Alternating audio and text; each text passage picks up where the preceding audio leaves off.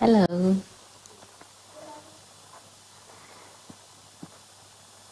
Okay.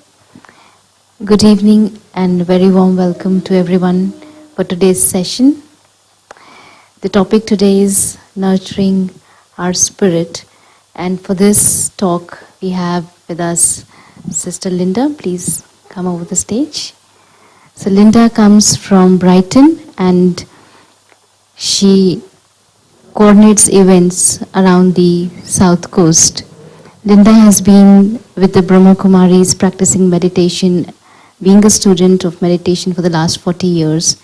She has traveled to many countries around the world, and her speciality is lightness, enthusiasm and simplicity, and she has a passion for caring for the nature as well.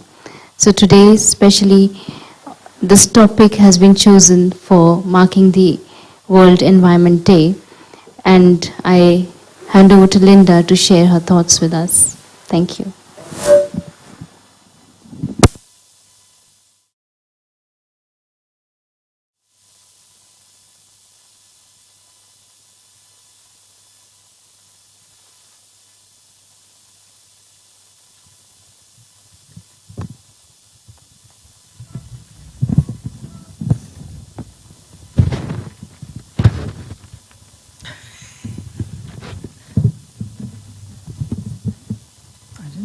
I'm not a technician. Om Shanti. Om Shanti. So how many of you knew it was World Environment Day? No one.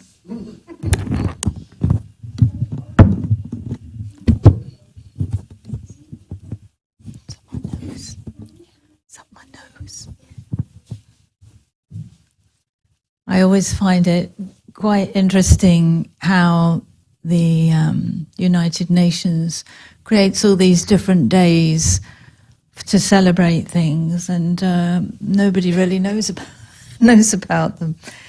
But anyway, we like to pick on a flavour for different events. So World Environment Day is, I think it was yesterday. So I'm quite a environmentalist, but a very peaceful environmentalist. And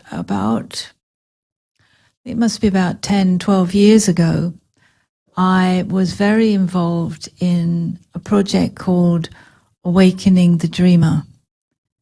And this was a project which was started in South America.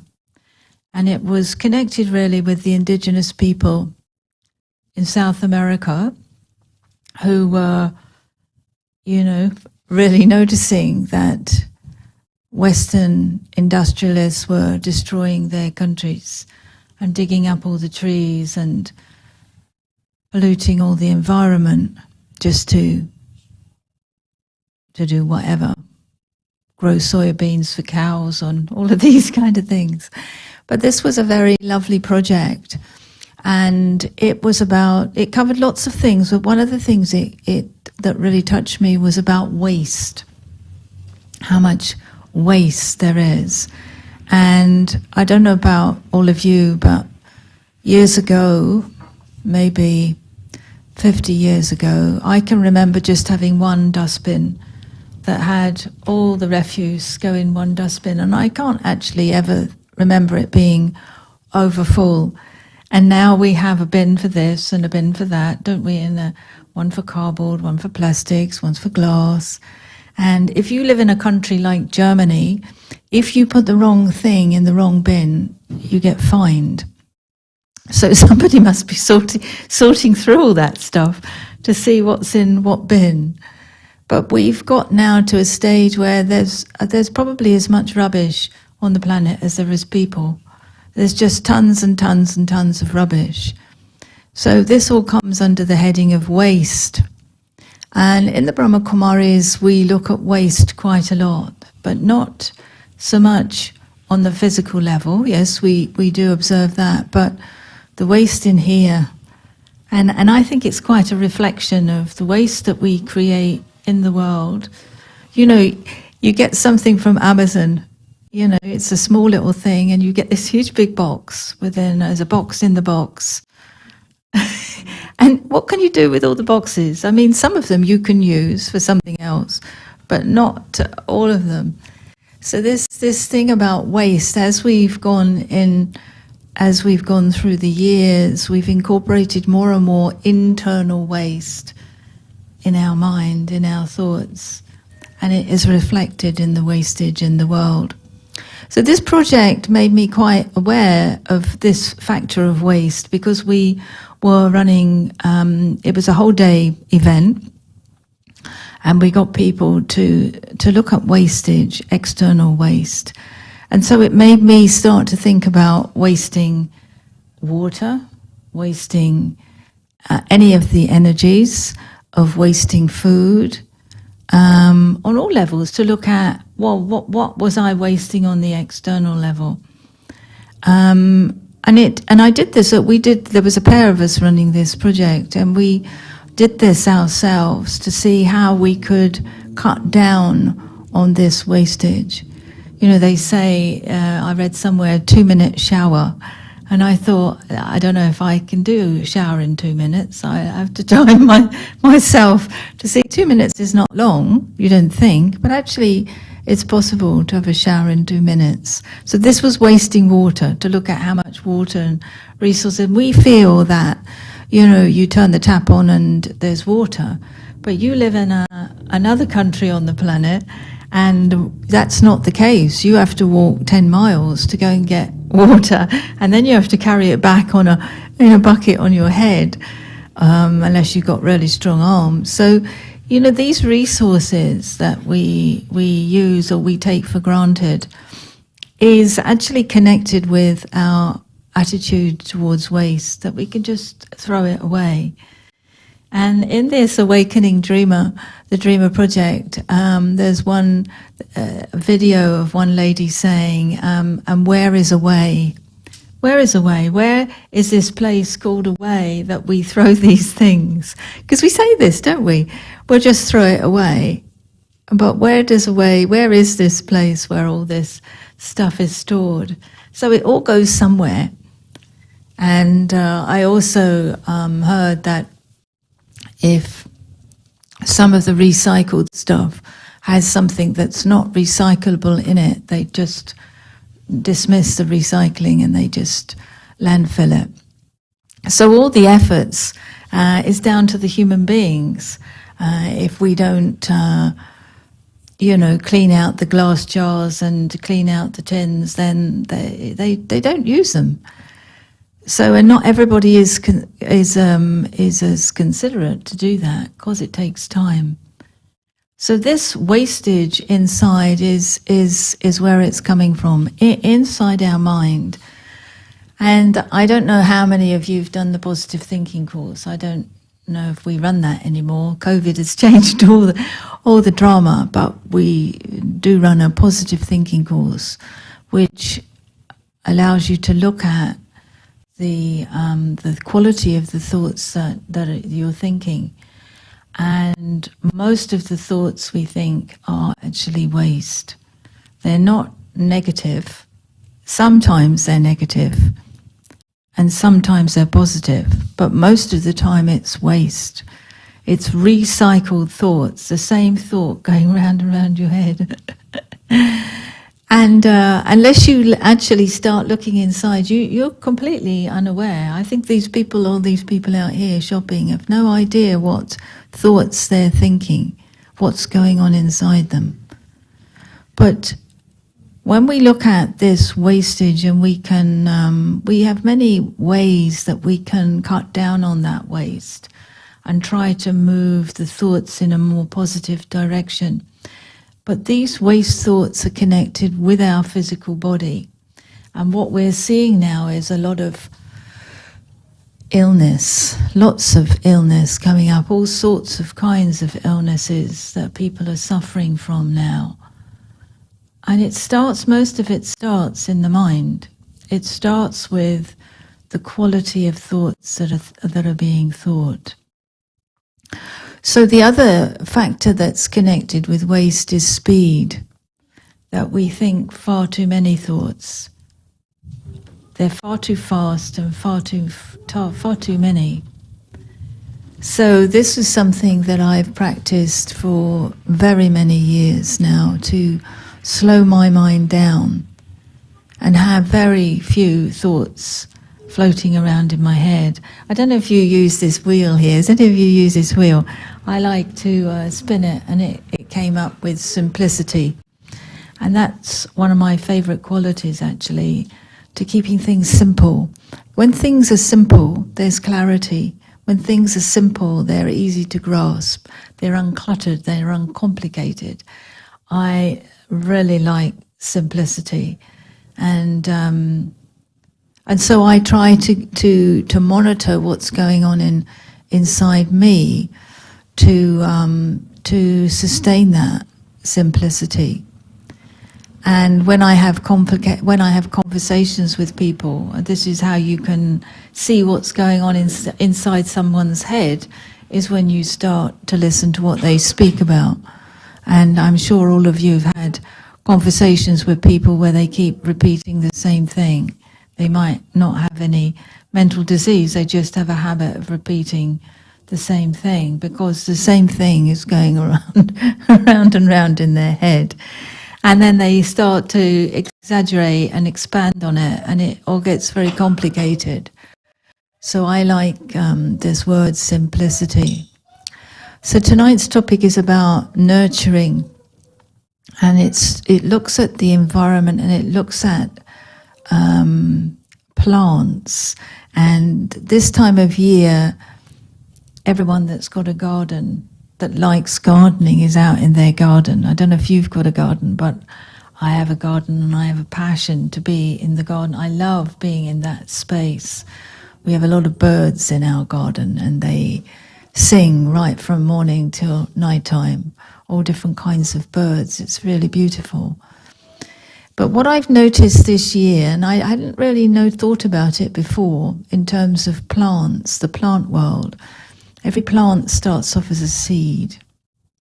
And when you look at the seed, you can't tell, well, unless you're an expert gardener, you can't tell from one seed. Well, I can't tell one seed from another. As I couldn't say, oh, this seed is a sunflower is a little bit easier, but is a geranium, or this is a daffodil, or whatever, until you plant it. And then when you plant a seed, I don't know if you've ever done this either, but some years ago I planted seeds in little pots to start them from scratch. And what happened was the roots came out the top of the earth. And I thought, that's interesting. I must have planted them upside down.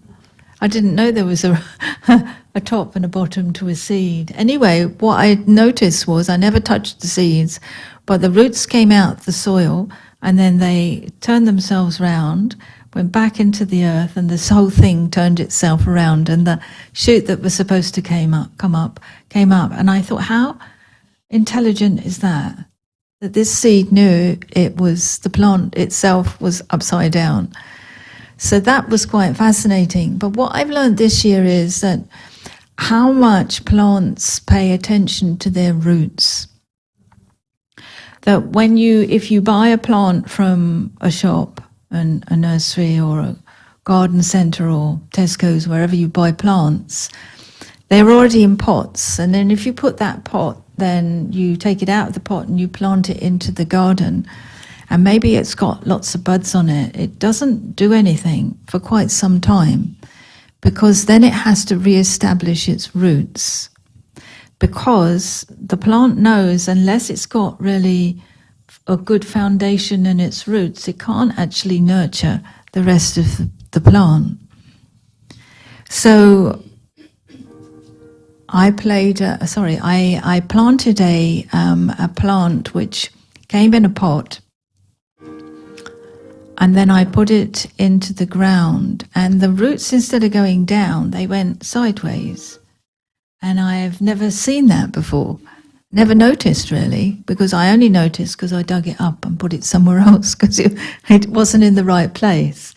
But it spent all this time, it hadn't done anything. What it was doing was establishing its roots.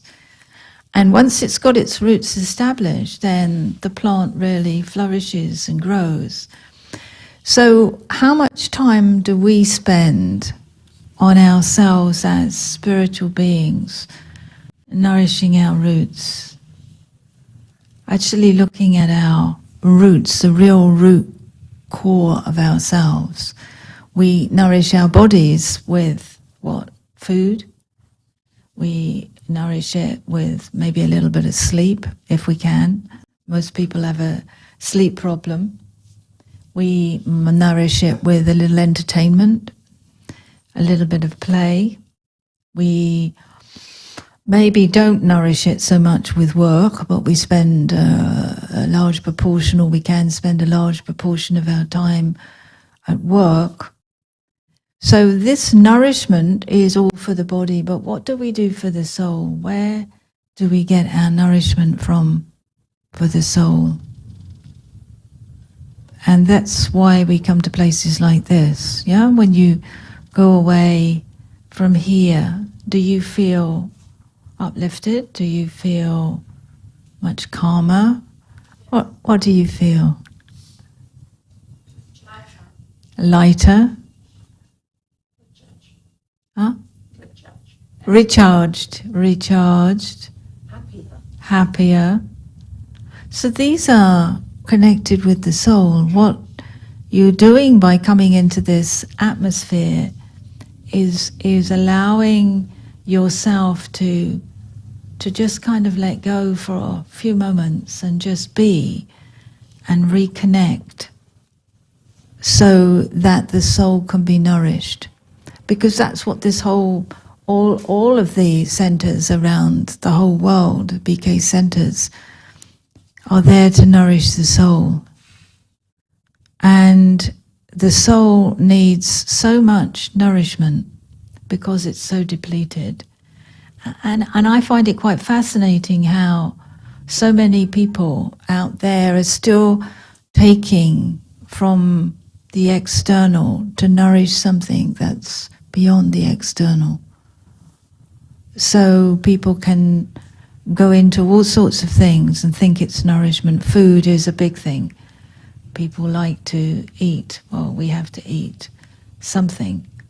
The body has to eat something to be nourished. But there's only so much you can eat. You don't know if they have any restaurants around here, but where I live, there's a couple of restaurants that say if you pay X amount of money, you can eat as much as you like. Do you have those kind of things? And it's not a con, actually, because they know you can only eat so much. You can't eat more than you can eat. Your stomach is only a certain, and they don't say you can take it away. You have to eat it there. So they know there's only a certain amount we can eat, and we eat it, and then, you know, after a few hours it's digested and it's nourished the body, and then you need to eat again. It's don't you? You do need to eat again. Some people would like to eat once a week and eat a whole lot once a week and save time so they don't have to waste time eating. But the body's natural process is it normally wants to eat 3 times a day, something. So this is this nourishment, but what is going on in here? So our nourishment, we have, like that music that they played just, or they tried to play, you know, that's called traffic control. And that goes off on the hour, every hour throughout the day. Not through the night, but through the day. Just to remind us to reconnect, to take that step inwards and see what's going on inside our head, what's going on inside the mind. Just to look and see what quality of thinking is running through my mind. And if we do that often enough and we start to become aware, because awareness is the next step, we need to become aware that we're thinking waste. Because if we don't become aware of it, we can't actually change it. And then we have to want to change. We have to want to bring some changes. And I find that people that really want to are very successful at making transformation. So this nurturing and nourishing of the soul, the spirit, is absolutely essential. So we can start off with 1 minute every hour. Then we have, in our center, we have 5 minutes every hour. We have 5 minutes to stop. And sometimes guests come and they go, God, this is really long. This is really long. We have to sit here for 5 minutes. But we've got used to it now. So 5 minutes is really lovely. It gives you a chance to really take a big spiritual breath and just go in. Because the natural quality of the soul is peace.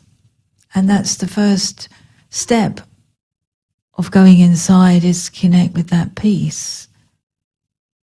And when we feel peaceful and we feel calm, then life is much easier to handle. So after a period of time, peace becomes our natural nature. Because if we do a traffic control every hour, then even if you do it 1 minute, you've only got 59 minutes, and then it's the next 1 minute again. So if you do that a few times through the day, it's quite amazing how peaceful you can feel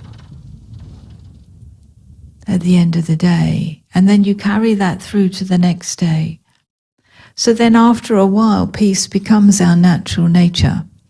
And then the odd situations where we get emotionally involved with a situation, they become more few and far between, and then they become rare occurrences rather than everyday occurrences, because the peace is swapped over, that you become more peaceful. And if you look at the world of nature, it's basically very peaceful, isn't it? It's very peaceful, and that's why I see more and more people we have lots of really big gardens around the area that I live, and we often go in these big gardens because they have all the rhododendrons and all the azaleas and all the tulips and everything. And just hundreds of people now are doing this. And it's because that is a kind of meditation for people, to be in nature, which is naturally peaceful, because it naturally knows how to nourish itself. So, because it naturally pays attention to its roots.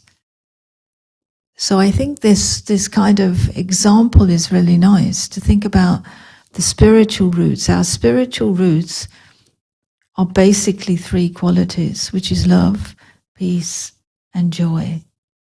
These 3 qualities need to be nurtured. And we look for that. It's a natural habit for human beings to look for that. All these people out here, maybe some are going home from work, but still the shops are quite crowded. We went into Primark. It was packed with people at 5:20. It's still shopping. I thought it'd be empty. That's why I went in. I thought there would be nobody in there, but it was packed.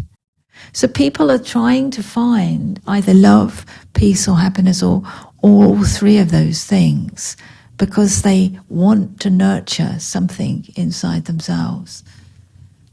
But that's only temporary.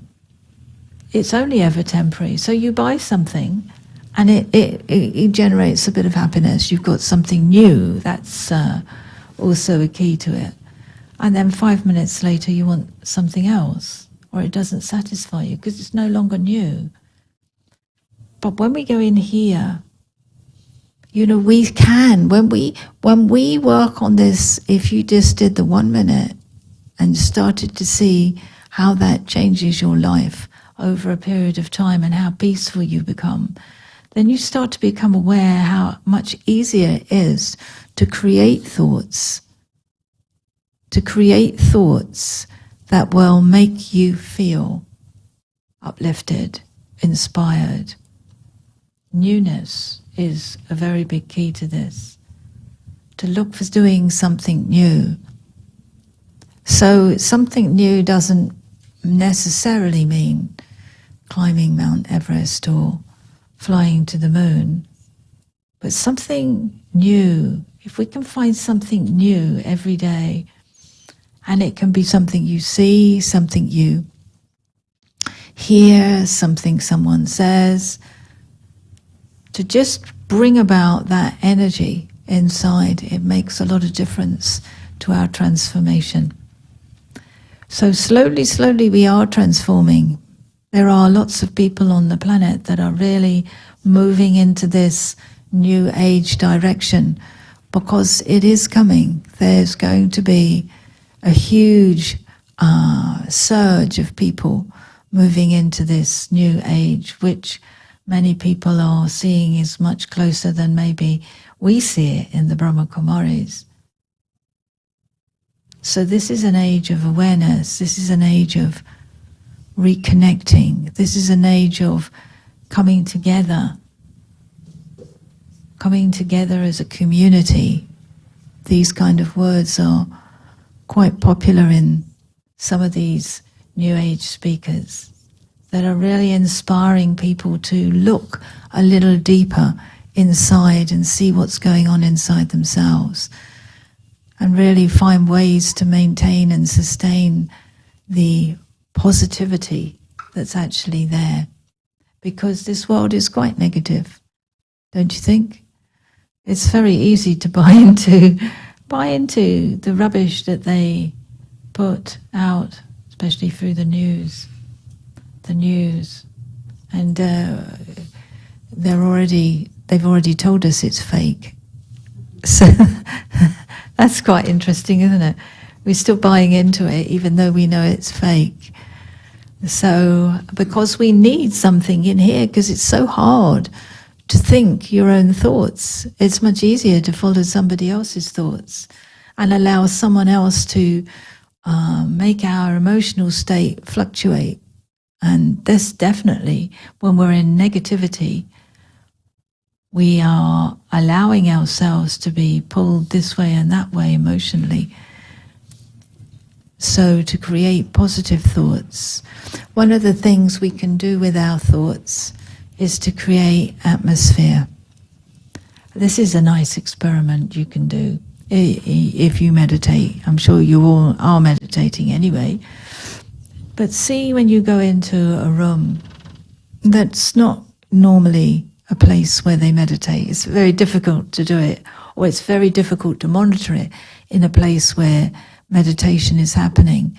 But if you go into a room or a meeting where people don't normally meditate, and you go in with this awareness of being Om Shanti, of being peaceful, and just generating that experience, and see how you can create an atmosphere in the room, and then watch what people do in response to that atmosphere.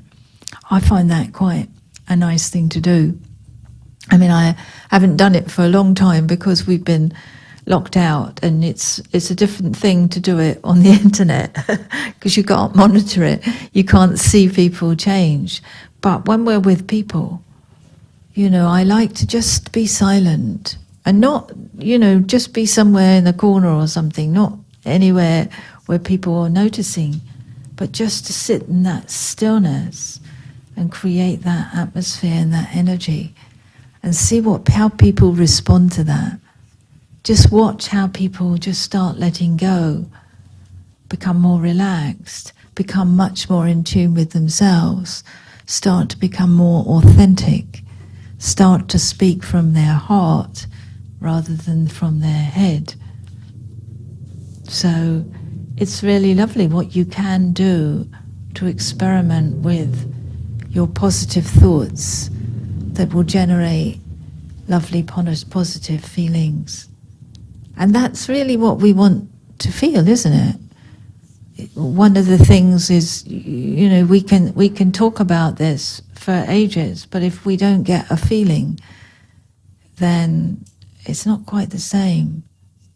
I think people can, well, I'm wanting to speak actually less and actually use my mind more to generate the energy or the message that, you know, I want to convey.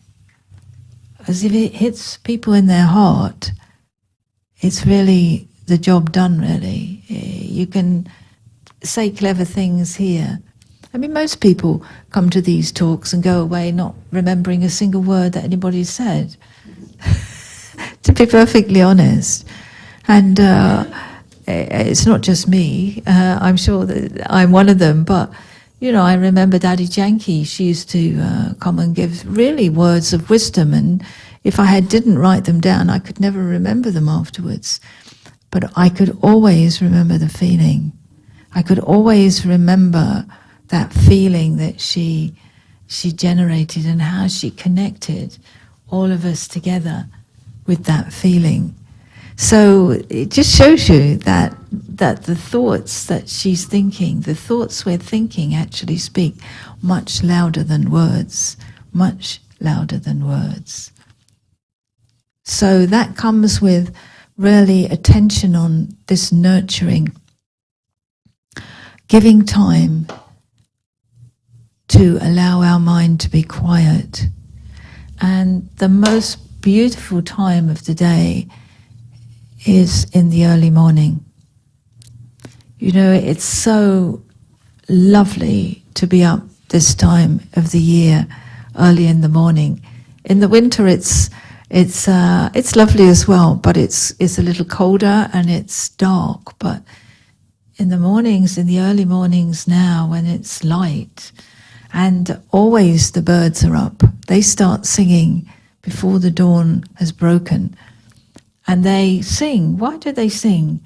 Because they're happy. It's like a child, isn't it? It doesn't get up in the morning and think, oh God, it's Monday and I've got to go to work. It gets up and it says, it doesn't care what day it is, because it's about play. And I think the animals also, they wake up with that feeling. So it's really lovely to enjoy those moments in the very early morning hours. We get up at, our meditation in the morning starts at 4.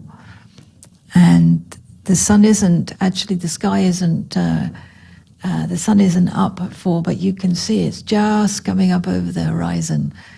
And it's so beautiful because humanity mostly is asleep. And it's so quiet. And I think that's what the birds think as well when they get up. There's no human beings out here. This world is ours. And we can sing and dance and fly around. So they know how to nurture themselves. So this is a very beautiful time. So I would recommend to get up. And it's just as lovely to be outside as well in the fresh air at that time in the morning. So, of course, if you have to go to work, then you have to adjust your timetable. But you should try it now and again, I think, just to see what it actually feels like and how beautiful it is to just connect with nature as the sun is rising and saying good morning to everyone, and the day is about to start. It's very different than just rolling out of bed, grabbing a coffee and going to work and stuck on a bus or a tube with hundreds of people who've just all done the same thing, just got out of bed. And you know, to start your day with that feeling of joy, just like the birds do, it's just a wonder, an absolute wonder. So nurturing the self, the soul, the spirit is very important. And I'm sure you don't do this enough. I'm sure you don't. So to think about it, because if we get this right in here, and we start to put some input in there, start feeding the mind with some nice thoughts. I mean, there's loads of thoughts for today that different centers are creating that you can log into in the morning, which just starts your mind thinking in a much more different direction from. And don't listen to the news first thing in the morning or last thing at night. Best not to listen to that. If you have to during the day, but not your first thoughts in the morning. Some people do wake up and tune into the news and put the radio on and fill your head with rubbish. Again, that's what it is. It's waste. You start to create that waste and then it just goes on through the day. So it's very important to find different ways to nourish.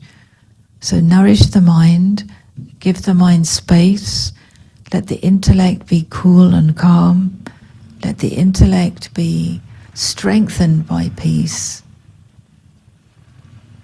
And then you start to feel more solid inside and not so, at the whim of everybody else pushing your emotions one way or another.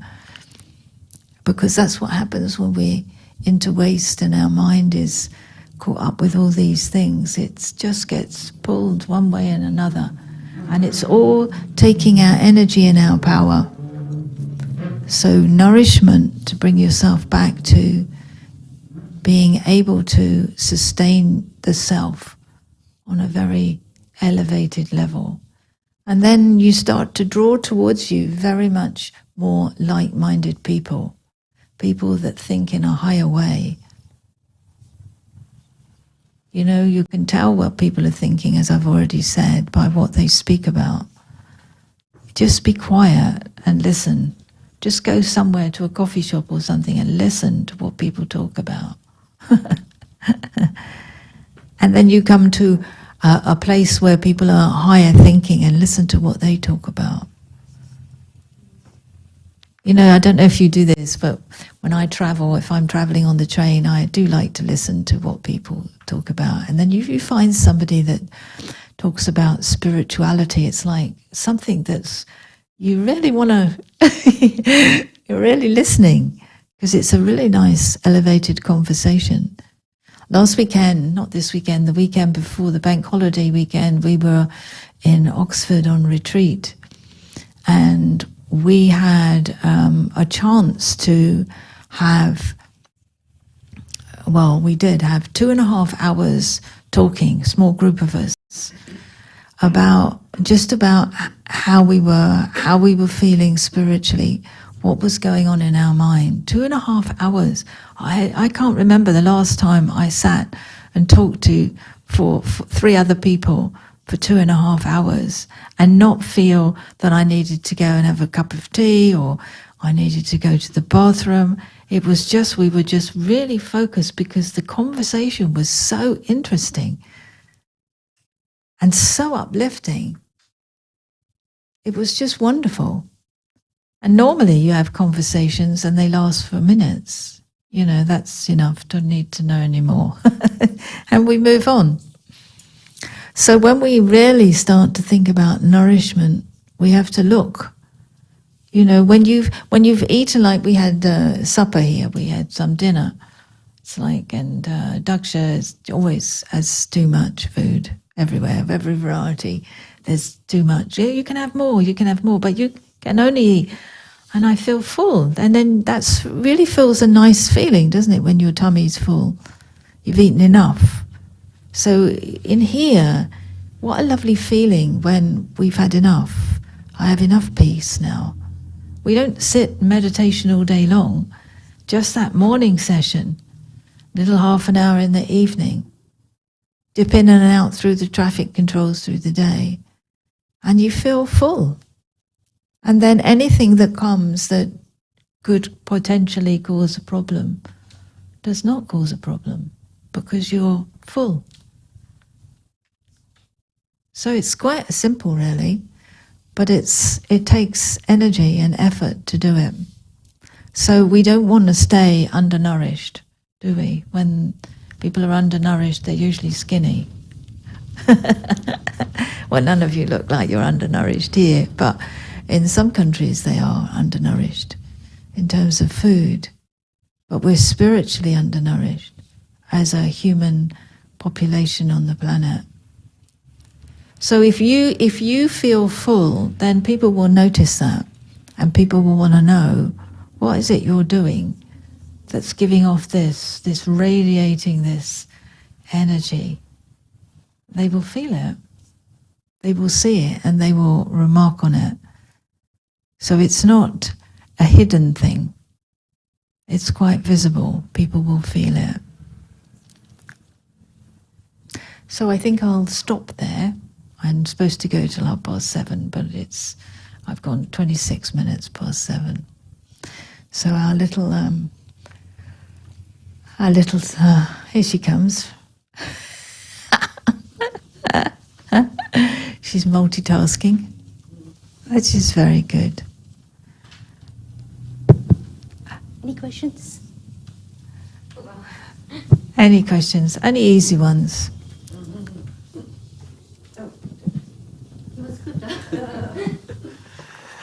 My question is, you talk about simplicity, like to keep things simple in the mind. But when we live, when we have to go to work, when we have to take care of ourselves, our family, and when we have deadlines, we can't keep everything simple. So my question is, how do we keep simplicity in the midst of chaos? Yeah, I think for me anyway, the world is chaotic anyway. Whether you've got all these things or whether you don't, the world is chaotic, and chaos is infectious. But I feel that the more simple in here, it's in here. If you can keep those thoughts to a minimum, this is a practice. It's like breathing. We breathe very shallowly. We don't take deep breaths. So in here, if I'm just taking a little bit every hour, if you go to work, you can stop for 1 minute. In fact, you can still be doing something, but in here you're aware, and you're just taking power. Over a period of time, you'll find that those thoughts downsize. You won't have so many. And then it's much easier to have clarity inside to be able to see when you start to speed up again, because it's noticeable. But you have to work on downsizing these thoughts. And then chaos can go on all around you, but there's the simplicity, as you can see with clarity. You can't see with clarity when you're in it, because you're in it. So you buy into the chaos and you become chaotic. But it's to do with thoughts. It's to do with thoughts. Daddy Janki was just a brilliant master at this, and I used to really love to watch her. She was like so still and so silent. She had very few thoughts. But she created around her, all the young girls that were used to be helping and serving were in a tiz all over the place. She used to like a volcano. She would be still, but they would all be all over the place. And I thought, why doesn't she get affected by their chaotic state of running around and manicness? But she never did. She was completely still, as if that never touched her. Any of that energy ever touched her. So I thought, I want to master that. I want to see how she does it, because she never sat down and said, oh, I do this, this, and this. She just showed it. So I wanted to know how she did that. So I watch that she used to say, right, we'll do this or do that, and then everybody would react to it. But she would stay stable. That's the point. Chaos can go on all around you, but you have maintained your stability. And that comes with very few thoughts going through the mind. That practice. You can't practice it in the actual situation. You've got to practice it over a period of time. So it starts with this one moment, one minute every hour. And it's just amazing how quickly you'll find the inner peace builds up. Really. it's that simple, but you know, oh, then I've missed 2 hours. You know, so find a way to just stop for that flow of thoughts just for 1 minute. And then you'll find your inner peace will start to rise. And that will have an impact on your thoughts. They'll start to slow down then. And then peace will become your nature, your natural nature. And chaos will be something that's now and again, rather than living in absolute chaos. Try it. That's the proof of the pudding, isn't it? You have to do it. You know, Rome wasn't built in a day either. So we have to not have expectations. Well, I've done it for a day and it's not worked. What I wanted to ask was, you were saying about the thought for the day cards and everything. I've got all of those, and when Daddy Janki was here before COVID, she was here for a period of time, and I used to go every single night to listen to her from work. I used to go Global House, and it was extraordinary. I mean, one can feel so uplifted, and being here and listening to the talks and everything, you just feel fantastic. But I find it very hard to retain it when I'm not here. You know, I mean, I really looked forward, all day I'd be looking forward to going to see Daddy, to hear her, because it was magical. What she created was magical. But then when Daddy went back to India or whenever it was very hard to retain what she created. And I can read all those cards in the morning, but I can find that by the time I've had a cup of coffee and I'm just lounging around because, I only work when it's offered to me being an actor, I can find that I've gone down very quickly after having already read those things, and I can come here and it's wonderful, but by tomorrow morning I might have lost what I've gained from here tonight. So how do I retain that a little bit more? Well, I think that's connected with waste. You know, waste is also leakages. Where is it going, what I'm taking? You know, it's like we fill up in the morning. We have our meditation in the morning and we fill up and we're feeling really great. But by the end of the day, that fullness is not there.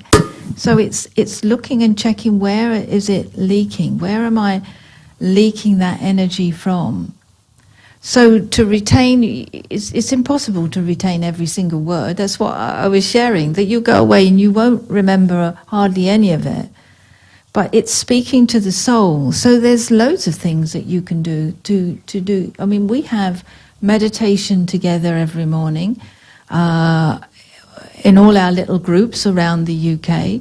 We meditate at the same time, so we might be individually on our own, but we know that, there's maybe 1,000 people meditating at that time in the morning together. So we only got to raise our consciousness a little higher and we can connect on that level. So that's another thing. Every morning we have a study, we have a class every morning, and that fills our mind with really powerful and positive new ideas about spirituality. We have the traffic controls through the day. We have a meditation in the evening. This is we've got lots of things that we can add in. It's not that you come here for one talk and then expect it to last you for a week to the next talk. We have to break it up and put other things in. I mean, I study every single day and have done for the last nearly 40 years. I couldn't not have that because that's my nourishment. I do the morning meditations and things from inner space in Covent Garden and things. I do that. I just find it a bit fleeting, and I'd like to retain that more because it does feel good when you've got it. So then maybe the next level is that I don't know if you've done the Raj Yoga course. Yeah. Okay, then you need to maybe step into the morning class, yeah, and then see where you go from there. Yeah, because there's always something more that you can do. So yeah, up it to the next level. Yeah, very good. In your experience, what thoughts do you create on a daily basis to nurture the three qualities you mentioned about the love, peace, and happiness? And how do you keep yourself like your vibration elevated throughout the day? Because sometimes we may have done the meditation in the morning and we are happy, but one single negative thought for 1 minute can deplete you completely. You can use all your energy just for 1 minute. But how do you keep that elevated other than the traffic control? Well, you see that I think it starts with these traffic control type things, that one thought can take you down, but one thought can take you back up again. It's that simple. So it's finding methods to be aware that this one. Sometimes we have a lovely meditation and we feel really joyous. We go into work and somebody says one negative thing to us, and boom, the whole lot's gone. But if we're aware that that can happen, then we must have something to come in to counteract that. So let me take myself back up to that one thought that takes me back up again. It is a yo-yo situation until we reach that stability. So again, Rome wasn't built in a day. We do get defeated, but how quickly can we get back up again? It's like we sometimes have in our class, it's a boxing match. And you're fighting, what you're fighting is the illusion. It's an illusion we're fighting. The illusion is that all of this is reality when it's not. So that's far too big a thing to hold into your mind. But I start off happy. Happiness is my original quality. That's a truth.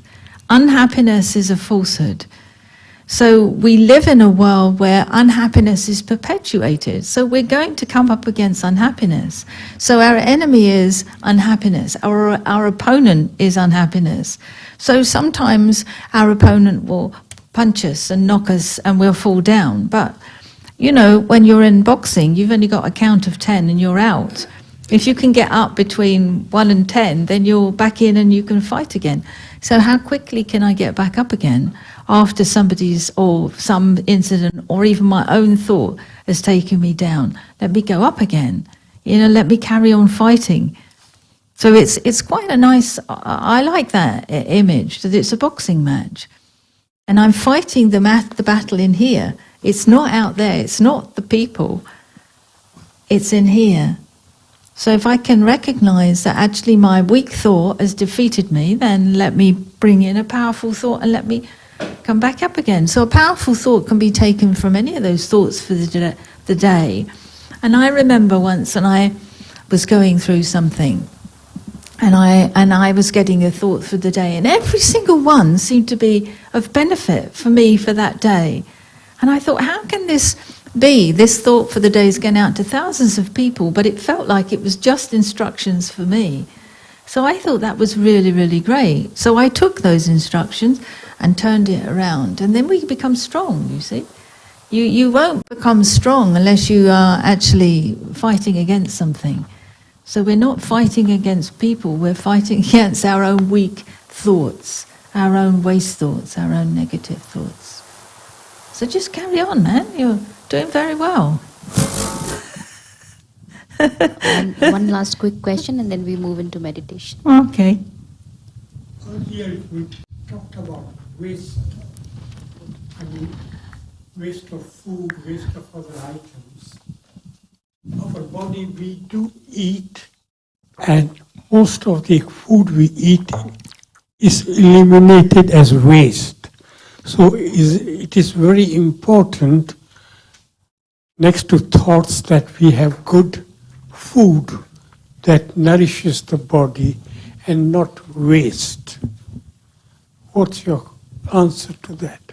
No, I agree. We should eat good food, and we should eat healthy food. Yeah, I mean, our diet is basically vegetarian, although some of us are vegan. So what we put into our body, yes, is definitely making cells and blood and hair, and our health, physical health also is dependent on the quality of the food that we eat. So I think, yeah, of course, the body takes what's nourishing from it, from the food you eat, and then the rest of it is taken out as waste, of course. when we live in a golden age, then we will eat very little, but everything we eat will have 100% nourishment. So there will no need for waste. But the body knows how to deal with that. You see? And if we haven't got a good digestive system, then the body will throw the whole lot out, and you're not taking any nutrients and nourishment from it. But yeah, it's very important the quality of the food you eat. And to eat very little processed food, I think, is very important as well, because that is full of chemicals and stuff. Acha. One more question. Another question. So, sister, like extension to the Bhave's question, I have a simple question. Like you said, Rome was not built in a day. Been struggling with, this defeating and conquering all the time with my thoughts. I get a lot of thoughts, hell lot of thoughts, in the morning especially. And I get demotivated. So I started doing this, hourly basis meditation. But after 3-4 days, something happened, zoop, I forgot. And I just remember okay, I was doing it, so how to keep your motivation up? Like, that's the most struggling point, how would I keep my motivation up and running? Okay, now I can at least conquer it. Sometimes I feel like, my thoughts are, handling my day. They are taking over it. And the days when I'm at the center of, as the lady said, when you have that peace, that you can get rid of those things, then you can feel like, okay, I have that energy. But especially when you are at home or you're at your work, you get doing things, a lot of things are going on, then I lose my motivation. So how to keep it up? Yeah. Well, I think you can lose lots of things. Depends. I think depends what you do for a living. If you're caught into busyness, you can even forget to eat. Yeah. So this is how much you lose yourself in whatever you're doing.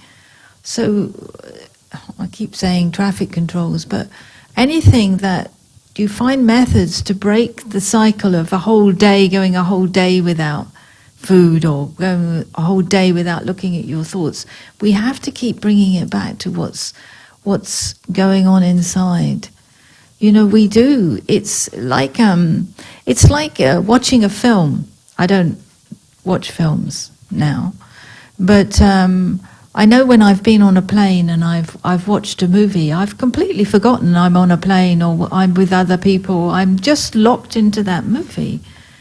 So I have to find ways to break that, because sometimes our work is so intense and so engrossing that we can forget who we are totally. So this reminder of, the traffic controls. One of our students, she bought a watch. You can do this on your phone anyway, but she bought a watch that went ping on the hour, so that she could remember and just have a moment of silence. I mean, you have to break that habit, because otherwise you can just go all day doing, and then you're out of balance. And then all sorts of things, you see, if we don't check our mind is soaking up everything from everywhere. And then when you go to sleep, it regurgitates all of that. So we lose energy through doing those kind of things.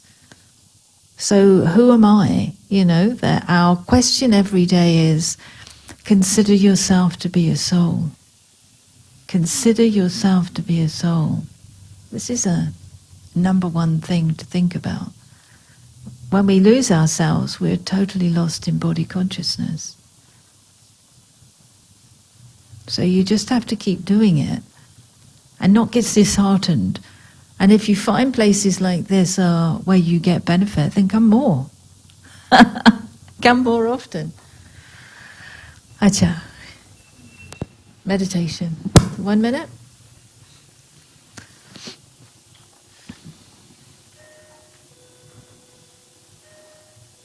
So let's just step inside.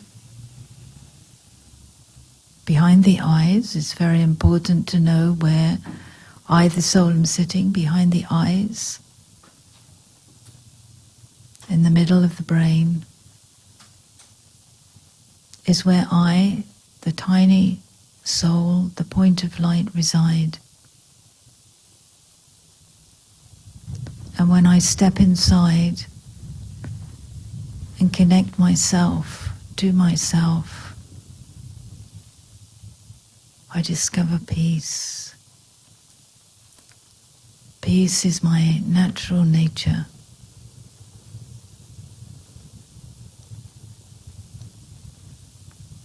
It feels natural to be peaceful.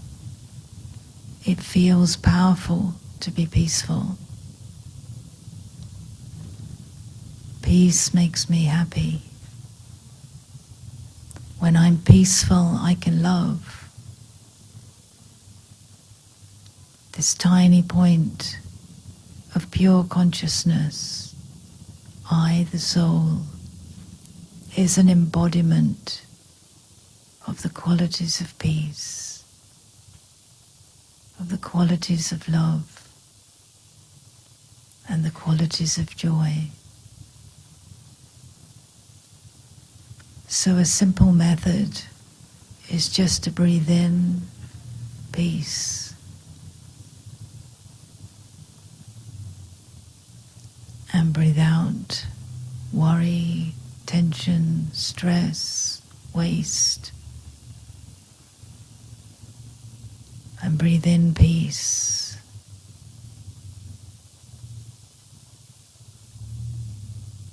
And breathe out waste, tension, anxiety. And breathe in peace.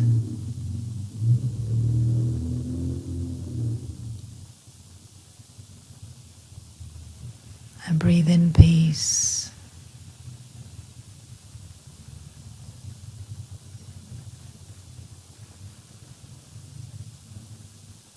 And breathe in peace.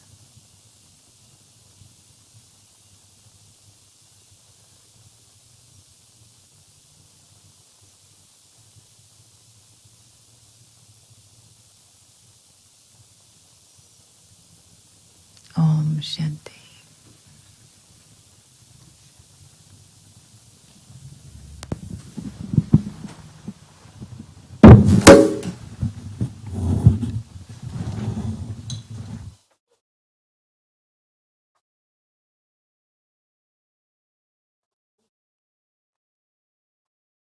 Thank you, Sister Linda, for today's talk, and all our participants for being wonderful participants and asking questions, and also all those who have joined us online today. A couple of announcements.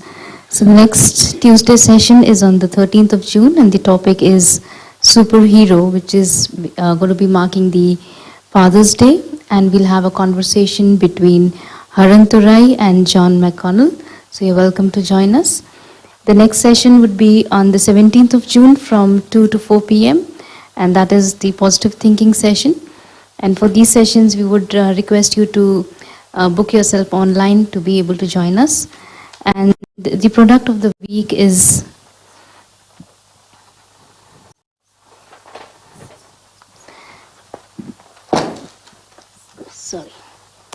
So the product of the week is the book on healing the 5 elements. You're welcome to take benefit of the book, and our bookshop is open. You can always have a look at the products there and take benefit. Thank you for being with us today, and hope to see you again soon. Thank you.